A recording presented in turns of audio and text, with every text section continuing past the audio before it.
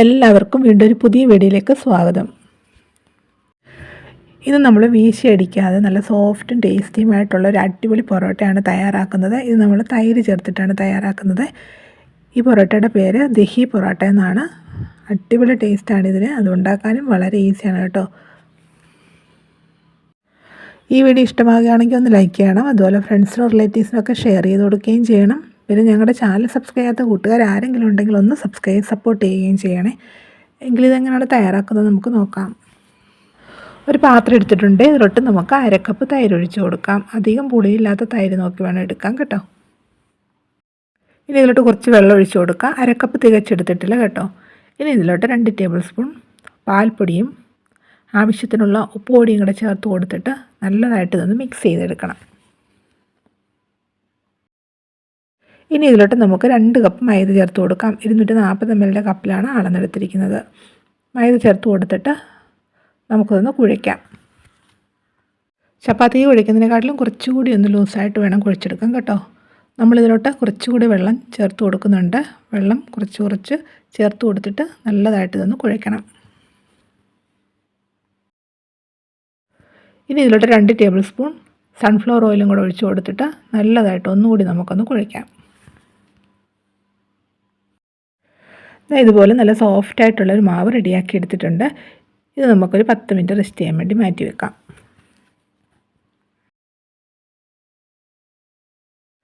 ഒരു ബൗളിലോട്ട് നമുക്ക് 2 table spoon മൈദ ഇട്ട് കൊടുക്കാം.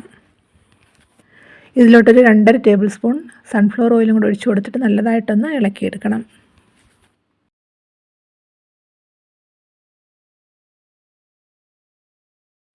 തയ്യാറാക്കിയെടുത്ത ഈ മിക്സ് നമുക്ക് സൈഡിലോട്ട് മാറ്റി വെക്കാം. ഇപ്പോൾ ഒരു 10 മിനിറ്റ് കഴിഞ്ഞു. കുഴച്ച് വെച്ച മാവ് ഒന്നുകൂടി ഒന്ന് സോഫ്റ്റ് ആയിട്ടുണ്ട്. ഒന്നുകൂടി ഇതൊന്ന് കുഴയ്ക്കണേ. എന്നിട്ട് കുറേശ്ശെ എടുത്തിട്ടൊന്ന് ഉരുട്ടിയെടുക്കണം. ചപ്പാത്തിക്കൊക്കെ മാവ് എടുക്കുന്ന വലുപ്പത്തിൽ നമുക്കിതൊന്ന് ഉരുട്ടിയെടുക്കാം. ഉരുട്ടിയെടുത്ത മാവ് മൈദയിൽ മുക്കിയിട്ട് നല്ല തിന്നായിട്ടൊന്ന് പരത്തിയെടുക്കണം. ഇതുപോലെ കട്ടി കുറച്ച് നമ്മളിതൊന്ന് പരത്തിയെടുത്തിട്ടുണ്ട്. ഇനി ഇതിൻ്റെ മുകളിലോട്ടുണ്ടല്ലോ നമ്മൾ തയ്യാറാക്കി വെച്ചിരിക്കുന്ന ആ മൈദയുടെ എണ്ണയുടെ മിക്സ് ഉണ്ടല്ലോ, അത് കുറച്ചൊന്ന് പുരട്ടി കൊടുക്കണം. ഇനി ഇത് നമുക്ക് ചെറിയ പീസസായിട്ടൊന്ന് കട്ട് ചെയ്യാം. ആ നടുക്ക് ഭാഗം ഉണ്ടല്ലോ കുറച്ചൊന്ന് വിട്ടിട്ടൊന്ന് കട്ട് ചെയ്യണം കേട്ടോ. 8 പാർട്ടായിട്ട് ഇതൊന്ന് കട്ട് ചെയ്യണം കേട്ടോ.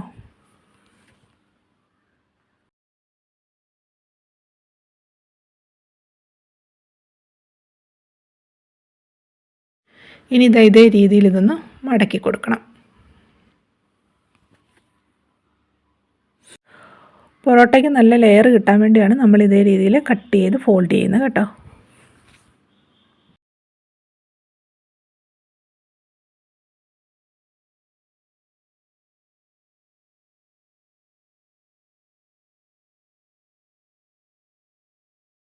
ഇനി ഇതൊന്ന് പരത്താം. ഒത്തിരി അങ്ങ് തിന്നാകരുത്, കുറച്ച് കട്ടിക്ക് വേണം പരത്തിയെടുക്കാൻ. ഇതുപോലെ ഇത്രയും കട്ടിക്ക് നമ്മളൊന്ന് പരത്തിയെടുത്തിട്ടുണ്ട്. ഇനി ഇത് നമുക്കൊന്ന് ചുട്ടെടുക്കാം. സ്റ്റൗ കത്തിച്ചൊരു പാൻ വെച്ച് കൊടുത്തിട്ടുണ്ട്. ഇതിലോട്ട് പരത്തി വെച്ച് ഇട്ട് കൊടുക്കാം. ഇനി ഇതിൻ്റെ ഒരു വശം ഒന്ന് ചൂടായിട്ട് തിരിച്ചിട്ട് കൊടുക്കണം. തിരിച്ച് മറിച്ചിട്ട് 2 സൈഡും ഒന്ന് ചൂടായി വരുമ്പോൾ എണ്ണ തേച്ച് കൊടുക്കണം. എണ്ണയ്ക്ക് പകരം നെയ്യ് വേണമെങ്കിലും തേക്കാം കേട്ടോ.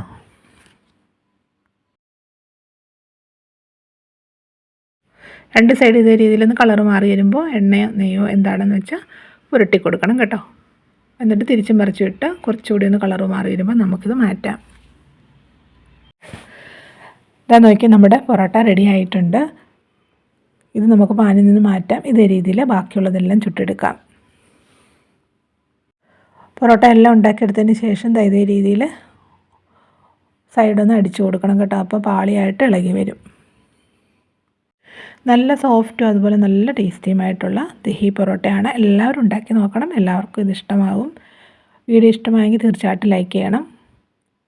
അതുപോലെ ഫ്രണ്ട്സിനും റിലേറ്റീവ്സിനും ഷെയർ ചെയ്ത് കൊടുക്കാനും മറക്കരുത്. ചാനൽ സബ്സ്ക്രൈബ് ഒന്ന് സപ്പോർട്ട് ചെയ്യുകയും ചെയ്യണേ.